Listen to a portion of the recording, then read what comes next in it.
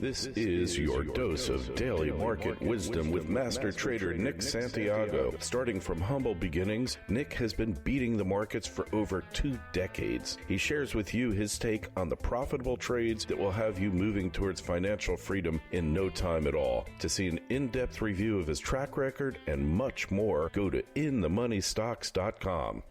Welcome, and this is your daily dose of daily market wisdom with master trader Nick Santiago. I'm Kerry Lutz, and today is June 29th, 2020. And this is show number 65. Well, today, Nick, the market's rallying, and we got all sorts of bad news, but stocks are climbing on this wall of worry, huh? Yeah, today the markets are actually faring pretty well. Didn't start out that way. The NASDAQ was down about 80, 90 points. Now it's reversed and it's higher by 55 points. But you have the Russell 2000 really catching a big bid today, and that's caught my eye. The Russell represents small cap companies in the United States, and today it's up 3.3%. So when the Russell's strong, that's the market's way of talking to us. All right. And yeah, so obviously the more broader based indices, smaller companies there, that makes a difference. Yeah, because when people invest in the Russell 2000, they're not looking to park money and collect a dividend. They're not getting any dividend. In fact, they're just really looking for growth. So it's really it's probably the most speculative place to place your money. And if the Russell starts to grow, it means small cap companies are growing. That's always a bullish sign. Yeah. So our sectors that we've been following.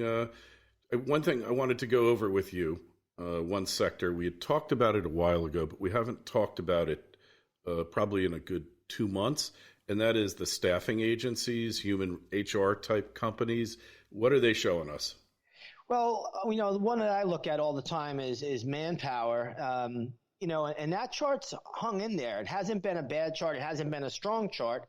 It's been just chopping in a range. And when I keep an eye on that just for that reason, to see, all right, let's see what the jobs are doing. When you look at job numbers, they could be swayed by, whoever's putting them out. But when you look at a stock, that tells you what the chart is telling you. And right now the chart's holding up pretty well on Manpower. All right. So Manpower, and interestingly, staffing is kind of like housing. Intuitively, you would think the housing sector is going to be in the dumps, because there's so many people out of work. So many of you wanted to get a house, couldn't. So it's kind of gotten off the table, and yet they've been pretty good. Yeah. I mean, a lot of times when you look at markets and you try to place them together with what's going on in the economy, you get two disconnects there. I remember back in 2001, 2002, housing stocks were really starting to make a move to the upside, yet we were in a major recession. And I'll never forget, by 2003, 2004, home prices started to really soar. And, obviously they went up to 2006, 2007. So again, you just have to look at the underlying trends in each industry group, each sector, and really the charts will tell you everything that's going on there. Yeah. How are the airlines doing today? The airlines are very strong today. In fact, Goldman Sachs upgraded Southwest. That's up $2.14. That's leading the charge today. So Southwest Airlines is probably the strongest of the group, up over 6%. But you have American Airlines up 5% today. You have Alaska up 4%. Delta's up 3.5%. So all the airline stocks are holding up well, even though we have this so-called surge in COVID cases right now. The airlines are acting very, very well today. Yeah, and we don't usually get into the political thing, and we can speculate why they're doing it. But the fact of the matter is, COVID hospitalizations, with a few exceptions, flare-ups in Texas, are down. COVID deaths are down. Not only that, but the lieutenant governor of Texas, Dan Patrick, said that the average COVID stay 2 months ago in the hospital was 7 days. It's now down to 3 days, which means we've made rapid strides in treating this virus. Yeah, I believe that, the market tells you what's going on, and obviously that is the case. You do have some drugs out there now, remdesivir by Gilead. You also have this steroid, that anti-inflammatory steroid that seems to work very well, and hydrochloroquine. I've talked to doctors myself in New York, and they're still using hydrochloroquine, and they swear by it. So it's kind of funny how the FDA and the Fauci crowd just shot that down pretty quickly. But the oldest drug in the country seems to be one of the best. Yeah, the head of, I don't remember what department in Yale Medical School, this is a doctor who's probably the leading authority. He said, if hydroxychloroquine and azithromycin are given within the first 5 to 6 days of the symptoms, they're very effective, and that the whole thing shouldn't have been politicized, that it is an effective treatment that we've seen used all over the world, and it's been helpful. And then there's also the other study that found that steroids, steroidal injections, IV, when people are really sick, especially elderly, has saved about a third of them. So the fact is the death rate is going way, way down, might even be to the point where it's equal to or lower than the influenza rate. And the thing is, we're detecting so many more infections now, but it's very likely that in March and in April, there was millions of people infected. That combined with the fact that epidemics, as somebody said, they take the low-hanging fruit first, the most vulnerable, and then as time goes down, the death rate dramatically drops off. It's down over 80% across the country. And I'm not saying it's over. I do admit I thought it would be over by May, but we're looking towards midsummer. But the panic over it just keeps going on, and you got to wonder about the motivation of the people who are doing it and what their end goal is. Yeah, we know we try to, like you said, we try to keep the politics out of this broadcast, but you have to think that at this stage of the game, it's very political. But the market is telling us things otherwise, and I'm going to always go with the market. The market is telling me things are getting better, things are clearing up, and until that changes, we stick with the market. If something changes in the market, I change right with it. Yeah, so the market doesn't lie, and the market is saying pretty much that this thing is over. And even in the blue states, they're reopening their economies, albeit slowly, but they can't keep them shut down till November. They just can't. Well, I mean, it really is when you think about the effects of a closure of a market or even a state closing down. It could be worse than the virus itself. I mean, very often it is. And again, the people will speak, and they'll probably speak at election time when it comes down to it. Yep. And all the riots, the civil unrest, billions of dollars in looting damages and all these things. And now they're starting to arrest these people. And, hopefully the police departments in these cities that have told them to hold back, it looks like even in Portland, they're not holding back anymore. And they're breaking up these demonstrations and stopping it and the monuments. Anyway, let's not go down the political rabbit hole. I think we've said enough about that. Gold and silver look like they're taking a breather today, don't they? Yeah. Gold is definitely taking a little bit of a breather, but I like that. I just want to see gold go sideways, and that's exactly what it's doing today. We just need to see more of this. Gold miners today just down 5 cents. They're going sideways as well. And silver, what can you say? Silver's doing the same thing. Little pullback today. I love it. I think that's what you want to see. You don't want to see these things go parabolic, because if they go parabolic to the upside, they're going to go parabolic to the downside. What you want to see is sideways base, then you break out, another sideways base, you break out. That's what we call a consistent uptrend. If you get a parabolic move, that move will not last all that long. Hey, we got a question from one of our community members here.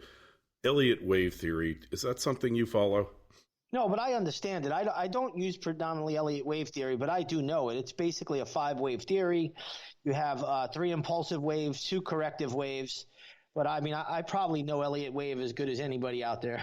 Yeah. So why don't you use it? Because nobody really knows where they are outside of a third wave. So the third wave is your primary wave in the structure. When you get to a fourth and fifth wave, nobody really knows where they are. So, these waves have what they call extensions to them, and the lettering or the labeling of the wave gets confusing.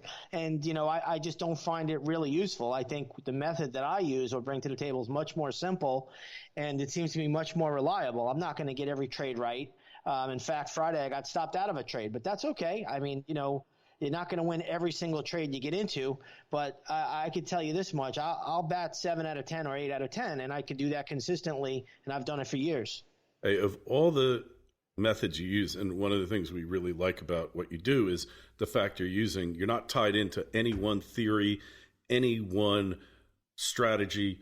You're taking it from multiple places. But of all of that, what is the most reliable indicator or strategy technique that you have witnessed over the years?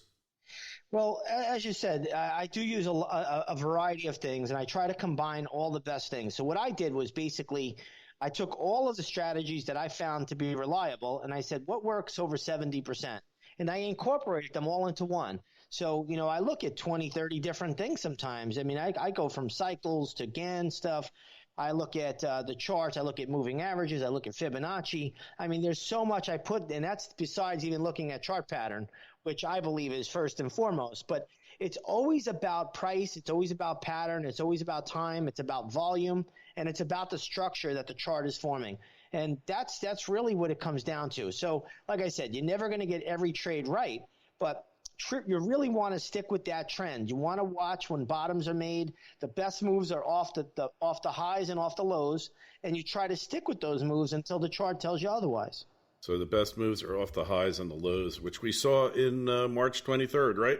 That's right. March 23rd was a major bottom. I thought it was happening. I was a couple days early to the party because I told my members, let's watch for a move around March 19th, but it could extend out to the 21st to 23rd for a bottom. And sure enough, that did the trick. And we made really, really good money there.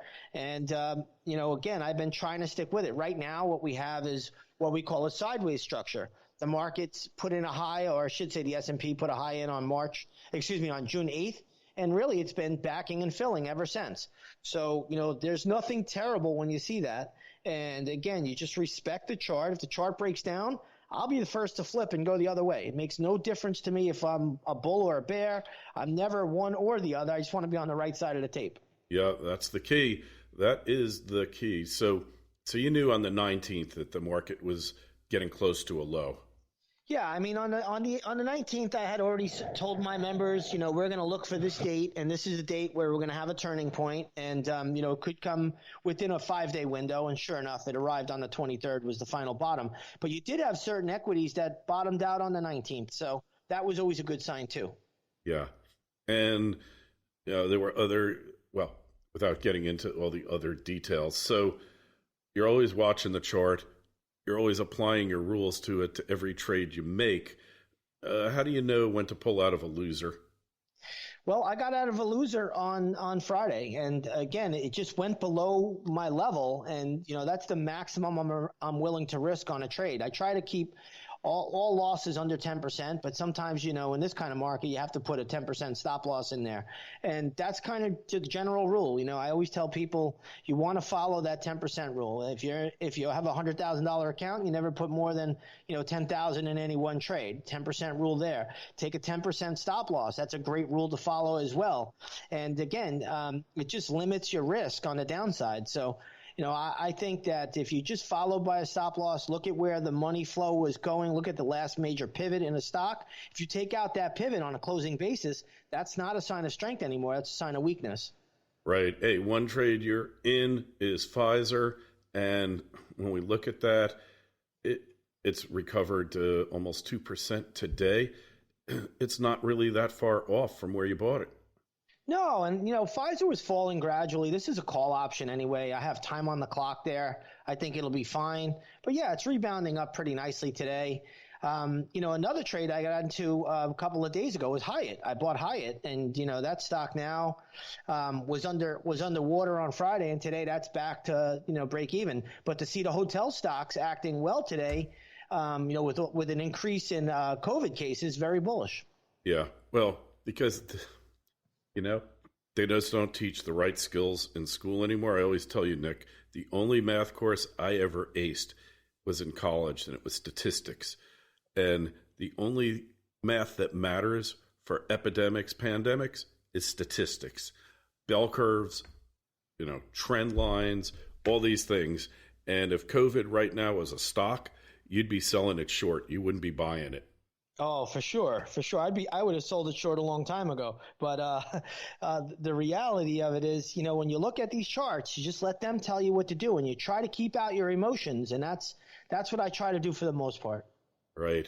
All right. Well, hey, I think we'll leave it at that. Make sure you go over to inthemoneystocks.com. Nick's trading records there. A lot of useful info. The Twitter feeds at ITMS, at Nick Santiago01, at Kerry Lutz. Any questions or comments? We love to get your emails. Just send it. We'd like to know what you think of COVID and its effect on the market. Just email me, kl@kerrylutz.com, kl@kerrylutz.com. Nick, we will pick up where we left off tomorrow. Sounds good, Kerry. This concludes another episode of Daily Market Wisdom with Master Trader Nick Santiago. For more information, go to inthemoneystocks.com and see Nick's full trading record, or check out the Twitter feeds at ITMS and at Nick Santiago 01.